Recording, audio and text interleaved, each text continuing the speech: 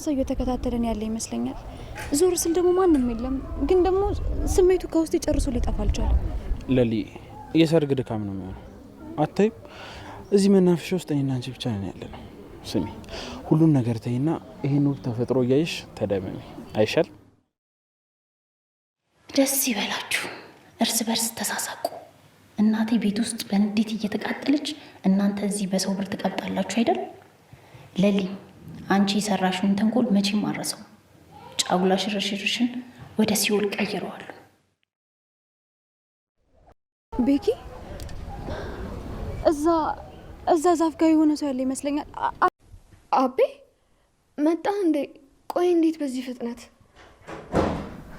ዳኒ እዚህ ደግሞ ዳኒ ምን እያደረክ ነው? ጫዋለሁ ካልሽ እገልሻለሁ። ዝም ዳኒ ስነ ስርዓት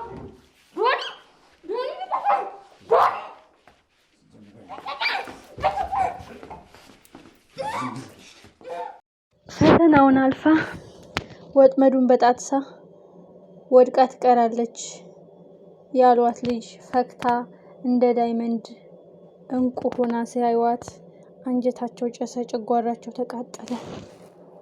እሷን አጥፍተን ንብረቷን ጥርግርግ አድርገን እንወስዳለን ያሉት የሌሊ አክስት አሁን ሌሊ ስለቷ ሰምሮ ትዳሯ ሲደምቅላት ፈተናውን አልፋ ለዚህ ቀን ስትደርስ ወጥመድ እየዘረጋችላት ነው። ሽንፈቷን አምና መቀበል አቅቷታል።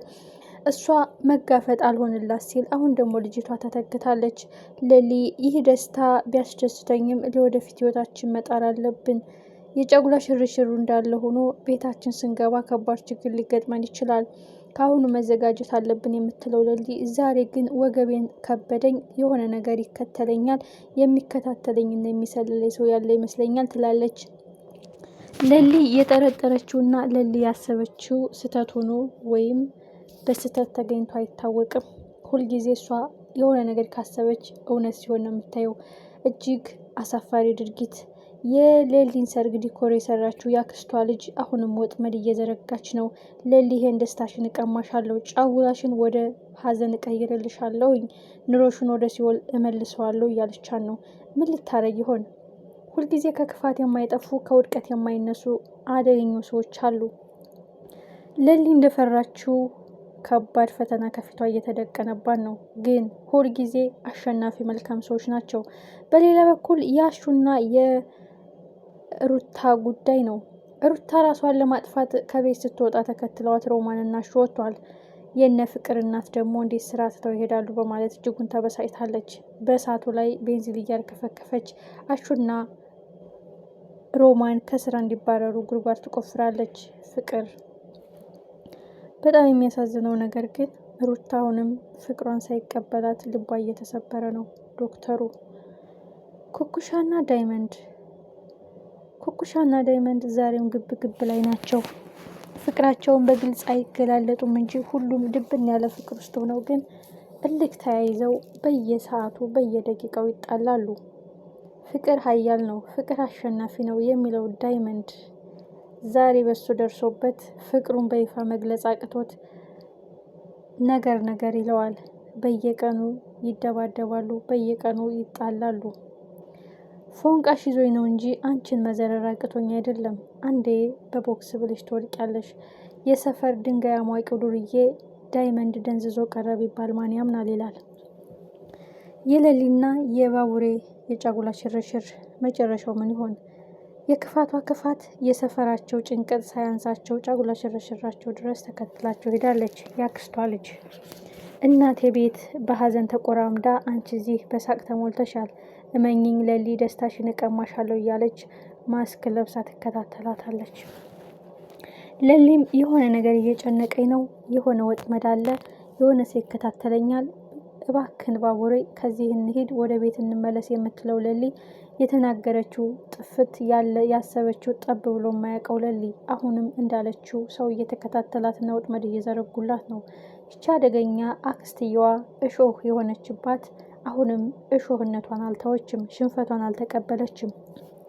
በዛ ላይ ገጀራው ከሌሊ ጎን ስለሆነ ሙሉ ዶክሜንቶችን አሳልፎ ለሌሊ ስለሰጠ ለሊ በህግ ደረጃ ማሸናፊ ስለሆነች እሷን ማጥፋት በህግ ብታሸንፈን እንኳን የወሰደችውን ንብረት እንድትበላው፣ እንድትጠቀምበት፣ እንድትዝናናበት አንፈቅድላትም እያሉ ወጥመድ እየዘረጉላት ነው። ይህ መጨረሻ ምንድን ነው? የእነዚህ ሰዎች ክፋታቸው ማብቂያቸው መቼ ነው? ሽንፈታቸውን ለምዳሉ ነው የማይቀበሉት። አንዳንድ ሰዎች አሉ የሰው ደስታ የማያስደስታቸው፣ ሁልጊዜ መርዝ መጥፋትና ወጥመድ መዘርጋት የሚቀላቸው። የቤዛና የወንድሟ ጉዳይ። ቤዛ አሁንም ከክፋት አልወጣም ብላለች። እኔ ግን ቤዛን የሚቀጣ ህግ የለም ወይ? ማስረጃና መረጃ እሷን የሚያሳስር ደፋር አንደበት ያለው ሰው የለም ወይ? ስንት ወንጀል ሰርታለች። አደይን ከማሰቃየት፣ አደይን ከማገት፣ ለሊን ከማሰቃየት ጀምሮ ብዙ ንብረቶችን ከመስረቅ ጀምሮ ከአደንዛዥ እጾች፣ ከመድኃኒት ዝውውሮች፣ ብዙ ወንጀሎች። ታዲያ ለእሷ የሚሆን ህግ፣ አደገኛ ወንጀል የሚያስረዳ ሰነድ ጠፍቶ ነው ወይ ሁልጊዜ ከጥፋት የማጠፋው? እጅግ የሚያሳዝነው ሁሉንም ቤቷን ካከራየች በኋላ የ6 ወር ብር ግጥም አድርጋ ከበላች በኋላ የማቀው ጉዳይ የለም ያለችው ቤዛ አሁን ደግሞ እጅግ የሚያሳዝነው ሁኔታ ብሩን አንመልስም በማለት ከቤት ውጡ እያሏቸው ነው። ሄለንም እኔ የገጠር ልጅ ቢሆንም አስተዋይ ነኝ፣ የሰው ሀቅ በልታችሁ ከቤት ውጡ ማለት አትችሉም፣ ሀቃችን መልሳችሁ እንወጣላችኋለን ብትልም ሄለንን ግን በአደንዛዥ ነገር አግቶ ወስዷታል የቤዛ ወንድም። ቤዛ አሁንስ እቅዷ ምንድን ነው? በድጋሚ አይደለም ብሩን ልመልስልህ ሌላ ተጨማሪ ብር እቀበልሃለሁ ብላ ነው ያቀደችው። የቤዛ መጨረሻ ምንድን ነው? ለምንድን ነው ግን ክፉ ሰዎች ውድቀታቸው የሚረዝመው? ለምንድን ነው ሽንፈታቸው ቶሎ የማይደርሰው? ሁልጊዜ በሰዎች ላይ ተንኮልና የሰው ደስታን መንጠቅ፣ የሰውን ሳቅ መቀማት፣ የሰውን ሕይወት ማበላሸት የሚሮጡ ሰዎች ለምንድን ነው ሁልጊዜ አቀበቱን ቶሎ ለመውጣት የሚሞክሩት? ሀቀኛና ምስኪን ሰዎች ደግሞ በብዙ ሰዎች ሲጎዱና በብዙ ሰዎች ሲሰበሩ እናያለን። ከዚህ ጀርባ ምንድን ነው ያለው? ለዚህ ህግ መቅጫ የሚሆን የለም ወይ? ቤዛ የሚያስቀጣ ስንት አይነት ወንጀል ሰርታለች።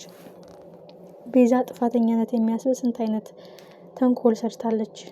ከነፍቅር እናት የወርቅ ስርቂያ ጀርባ፣ ከለሊ እገታ ጀርባ፣ ከለሊ እብደት ጀርባ፣ ከአደይ እገታ ጀርባ ብዙ ወንጀሎች ሰርታለች።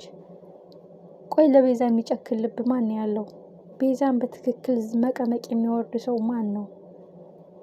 ባቡሬም ከጫጉላ ሽርሽሩ መልስ ቤዛን ልኳን ያስገባታል የሚል ግምት አለን። ግን አሁን ደግሞ የለሊ አክስት ሌላ ወጥመድ ዘርግታባታለች። ይህ ወጥመድ ምን ይሆን? ደስታሽን ቀምቼ ጫጉላሽን ወደ ሲኦል ቀይረዋል ያለችስ እንዴት ነው? የሩታና የዶክተሩ ፍቅርስ ምን ደረሰ? ዶክተሩም ሩታ በእኔ ላይ ተስፋ መቁረጥ አለባት፣ እኔ በእሷ ቦታ ልብ እንዳለ ሁሉ እሷን በእኔ ቦታ ልብ የላትም፣ በእኔ በኩል ምንም አይነት ቦታ መሰጣት ልጅ አይደለችም፣ አውቃለሁ ንጹሕ ልብ ነው የምታፈቅረኝ፣ ትወደኛለች፣ አውቃለሁ ምስኪን ልጅ ናት፣ ግን የማልወዳትን ልጅ ወድሻለሁ ብዬ ልቧን መስበር አልፈልግም፣ እሷም እኔን መርሳት ይቀላታል ቢልም ዳይመንድ ግን ፍቅርን እያወቅከው የፍቅርን ቁስለት የፍቅርን ድክመት እያወቅከው እንዴት እሷን መረዳት ያቅታል? ሰውን አክመህ እየዳንክ እንዴት በፍቅር የተጎዳን ልብ መረዳትና መቀበል ያቅተዋል? ቢለውም ዶክተሩ ግን እኔ ባዳይ ልብ ታውሬ እሷ በእኔ ልብ ታውራ ሁላችንም መስመራችን ተለያይቶ ገበያችን እየቅል ሆኗል። ዳይመንድ የእሷና እኔ መፍትሄው መራራቁና መረሳሳቱ ነው ብሏል። የዚህ መጨረሻ ምን ይሆን? ለሊሳ አክስቷ ምን አይነት ወጥመድ ይሆን የዘረጋችላት? ይህንን ወጥመድ በጣት ሰው በድጋሚ መቀመቅ የሚወርዱበት ቀንስ መቼ ነው? በጉጉት